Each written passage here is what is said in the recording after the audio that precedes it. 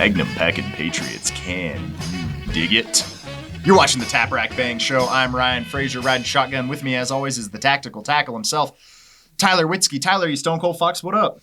Not much, just enjoying life. That's what I'm saying, man. As always, we invite all of our viewers to be a pro-gun bully today, and we've been giving Joe Biden a lot of love, and I think Joe Beto, Beto O'Rourke has earned some special treatment from the pro-gun bullies out there. So this week we're going to bully Beto for completely flip-flopping on all of his calls for gun confiscation and just all his lies and nonsense to just get his hands on the smallest bit of power. Yeah. So if you would like to grab... why do I want to say Joe Beto? I told you to love me, you said Joe Beto. Joe Beto Gumbo. Yeah, Joe Beto Gumbo. If you want to grab Beto O'Rourke by the wrist and slap him in the face with his own hand and say, quit hitting yourself, quit hitting yourself, quit hitting yourself. Go ahead and hit that thumbs up, like the video. Don't forget to subscribe and smash the bejesus out of the Liberty Bell. Sound the alarm of freedom every time a Tap Rack Bang Show drops. Yeah, and don't forget to visit all links down in the description. Help out the show, help out the podcast, become a frontline defender, and help out our foundation. We also got a discount code for cool gear like this shirt. That code is TRB10 when you visit gunrightsgear.com, I believe it is. And, get yourself some cool swag and, help us out. Yeah. So that's what I'm talking about. Well, speaking of T-shirts. Yeah. What time is it, Tyler? It's T-shirt time. It's T-shirt time. It's T-shirt time. Last week for T-shirt time, we asked our viewers to name the 5 new constitutional carry states from 2021. Of course, the correct answer is Texas, Tennessee, Iowa, Utah, and Montana. You bet. Those states are now enjoying themselves some good old-fashioned freedom. We're actually filming this episode before the previous one aired, so I don't have the name of the winner to make fun of right now, but we will reach out to you, and you will get yourself a dope-ass Hell No Joe t-shirt. Now, if you want to win for this week's episode, you can answer our questions, be the first person in the comments of the YouTubes to answer correctly, and you will get yourself one as well. As always, for the low, low price of free $99. Free $99. So this week, I think this is kind of a softball for our viewers. I think our viewers are all between the ages of 78 and 200. If I were 300 years older, Councilman. So, but I'm a lover of Clint Eastwood, and I'm a millennial, so it could be maybe a millennial win it too. I want to know Dirty Harry's gun from Dirty Harry, not any of the subsequent films. What did Dirty Harry carry? Harry carry? Hi! Hey, what about this? If you had a choice between being the top scientist in your field or getting mad cow disease, what would it be? Dirty Harry. What did Dirty Harry carry in the first Dirty Harry movie? I want make, model, and caliber. Yeah. Yeah, comment in the YouTubes, win yourself a shirt. Yeah, one of these bad boys. That's what I'm talking about. Alrighty. We need a Hell No Beto shirt. Yeah. You're not taking our stuff. Yeah. So. What's Spanish for hell no? I don't know. Tell me in the comments. No, How do you no. Yeah, no, so it's mostly there. Some people call it hell, I call it Hades. Alright. Moving on. Witzke and I was talking about the concept that every Magnum packing patriot, I think, first and foremost needs to be a rifleman. Obviously, being a Marine, we have the motto that every Marine is a rifleman, but I think, whether you consider yourself a modern Minuteman or just a responsible armed citizen, everyone should have their go-to rifle, whether it's for SHTF, a potential boog situation, if you will, a purge, Terminators, a Red Dawn situation, Wolverines. So we wanted to discuss what our one go-to rifle would be in such a situation. And we're going to go ahead and take y'all down to the vault, get out of the studio for a little bit, and I'm going to show you my rifle, and Witzke will show you his. I'll show you mine if you show me yours. Okay, I'm down. Ooh, check it out. All right, folks, we're coming to you from the vault here at NAGR HQ, and we're going to start this off by looking at me, Ryan Fraser's go-to rifle. What do we got here, Frasor? Yeah, so I think the theme for this rifle is I wanted to buy everything quality. I wanted rugged, simple, and made in America. And when it was all said and done, this is what I came up with. The rifle itself is a Daniel Defense DD-M4 V5LW. That's a whole bunch of letters and numbers, but it's essentially a 16-inch AR-15 with the pencil barrel to cut down on weight a little bit. It's got your standard Picatinny rail. I'm not fancy. I don't need key mod or M-lock. I think those are both fine, but I grew up with Picatinny and I'm fine with that. Few basic accessories. I like dot sights. Some people like magnified optics, and there's a place for that, but I'm fine with dot sights. I'm confident with this out to 300, and even in a pinch, I think I can get what's needed to be done out to 500 yards with this Trijicon MRO. Again, bomb-proof, made in America quality product. It's sitting on a LaRue quick detach mount, another American product. You should always have backup sights, I believe, for your red dots. Batteries go out, electronics break. These are the Magpul M-Bus Pros. Everything on my rifle I zero at 36 yards and confirm at 300. It's what I learned in the Marine Corps. I know my holdovers for that, and really out to 400 yards shooting center mass, it's kind of point of aim, point of impact. I'm not a very smart guy, and that works for me. Before you go on, I want to point out one flaw with these sights, and I have them too, but it's just... Yep.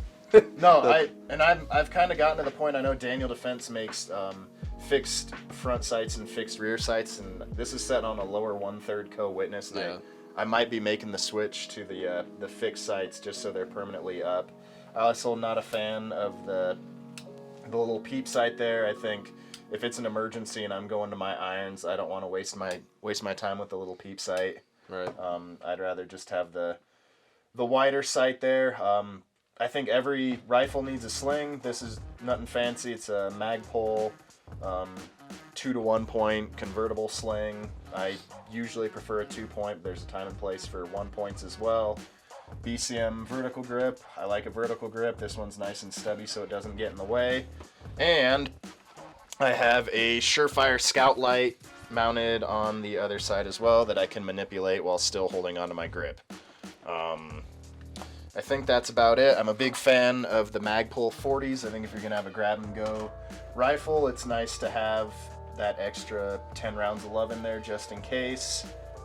BCM gunfighter charging handle. I think pretty standard loadout, but mostly quality stuff, and I wanted it all made in America, so everything on this rifle is American-made. Yeah, I love the way this rifle looks, and obviously I've seen you shoot it, and you're really good with it. But as far as I know, there's still some things you'd like to change on this. What would those be? Yeah, so like I said, I think I want to go fixed sights for my backups.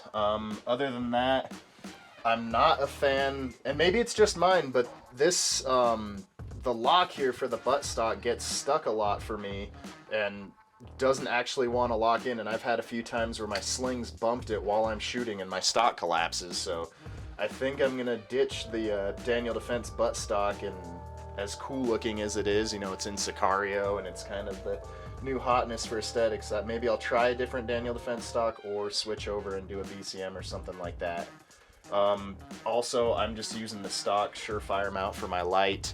I kind of want to do more of a offset one just to save me space and have a more solid solution for that as well. And I think we're both in agreement that you need a little tape switch here for it too. Yeah, I've never actually run a tape switch, but it makes a lot of sense, especially since I have the vertical rail as well. I can keep my hand over the top.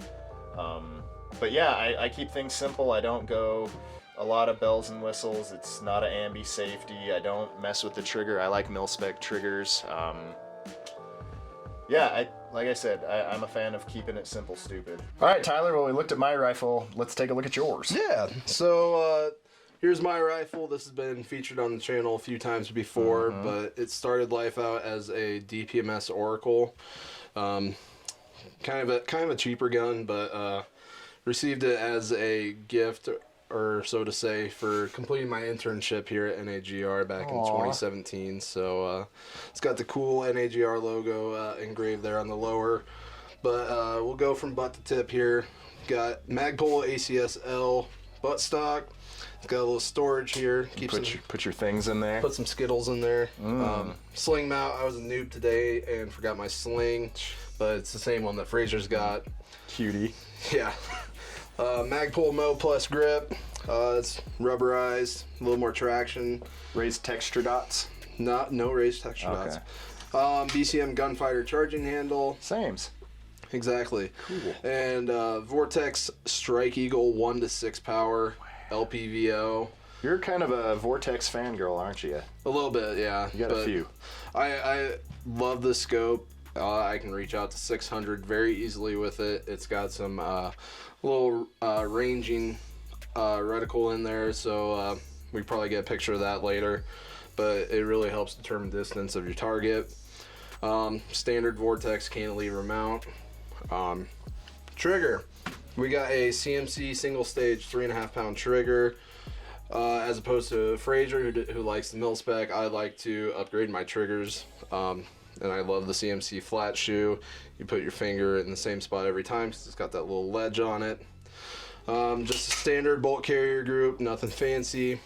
And then I switched out the typical plastic handguards for a BCM 15-inch M-LOK rail. Nice. Absolutely love it. We got the BCM foregrip, just like Frasor's got. And then I got an Arasaka, I think it's a 600 series weapon light on their scout mount up here, so I can just click it Just very like me. easily. Yeah. And then we got the VG6 Precision Gamma muzzle brake. Really reduces muzzle rise on this light recoiling round.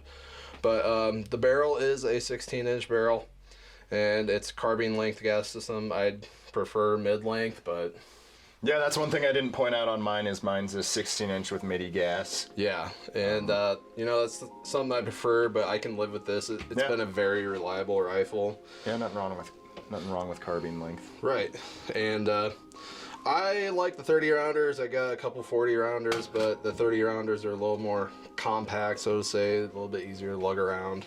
Sure. But yeah, this is my go-to setup, and I love it. Yeah, I think there's a lot of similarities in what you and I are running, both 16-inch guns, obviously shooting 5.56 AR-15s.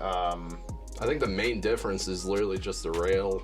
Yeah, and rail, so you're fancy and have the slim little M-LOK setup, Yep. and I have nothing against M-LOK, it's just personal Picatinny preference. is what I have, and all my accessories are already set up for Picatinny, so it's kind of too late to completely switch out to be cool and modern like you. But yeah, the big difference is our choice in optic. You're a magnified optic guy, and I still like my dot sights now. Sneak peek for the next or forthcoming episode of Tap Rack Bang, we're going to take both of our rifles and do a little compare and contrast on the range, and I definitely want to set up some stages to see our capabilities with our different optics. Yeah. You know, I think I like the dot sight for shooting on the move and shooting fast and up close, but obviously out at range you should have the advantage with that. Your upgraded trigger, your muzzle brake for your frail body not being able to control 5.56. I understand you need some help with that. It just helps with the muzzle rise typically, but Yeah, well, it's a pretty powerful round for Yeah, a little very. little fellow like yourself. exactly. So No, but overall, I think we're both of the same mindset on what a go-to rifle should be. 100%. You know, obviously 5.56 everywhere. You can find magazines everywhere. Yep. Yeah. So, well, I guess we'll wrap it up here in the vault, and looking forward to going out to the range and seeing what these bad boys can actually do. You bet. Stay tuned. Hey, we're back in the studio to film an outro. It was nice looking at each other's rifles, and Yeah. we're going to end the show right now. Tell them what to do. Yeah, don't forget to visit all links down in the description. You know, become a frontline defender, help out our foundation, help out the podcast. Also visit gunrightsgear.com and use code TRB10 to get 10% off your order of some awesome swag that I showed you earlier. Don't forget to hit that like button, share, comment, subscribe. You know, show your friends your favorite podcast. And don't forget to hit that Liberty Bell so you're notified every time a podcast drops. Yeah, and comment below what your go-to rifle setup is. Yeah. I want to know. All the details. And whose did you like better? Witzke's or Frasor's rifle? They're pretty comparable, though. They're similar. Yeah. Same but different. Same. Gets the least amount of votes has to do something. There, you heard it Yeah. here. We'll do something. Do something. Something. All Kim right. I.